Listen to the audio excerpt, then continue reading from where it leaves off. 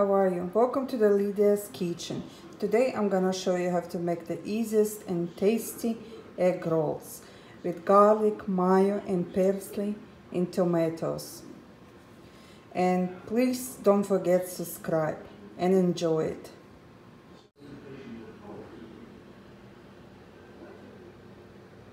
You cut the eggplant like this. You can cut by hands, or you can use this one. I'll show you.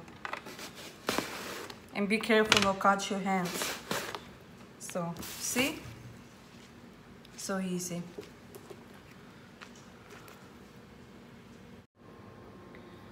So I got here garlic, parsley, tomatoes, mayo, salt, pepper, olive oil, and eggplant.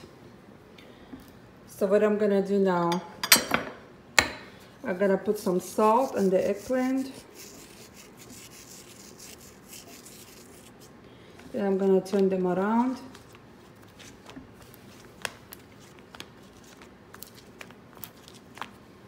And put salt too.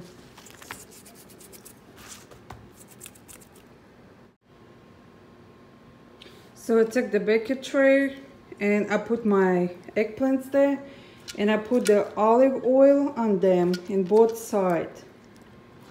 So, and then you're gonna put this in the oven, preheat the oven for 300, and then you put this in the oven for 10 minutes till they go a little bit soft. So my eggplants are done. I cook them about 15 minutes. 10 minutes is not enough.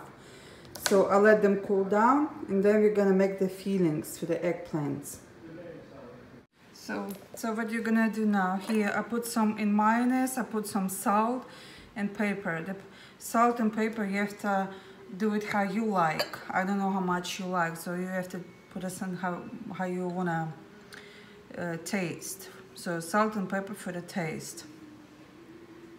So I put the parsley here, minced garlic, and I mix this.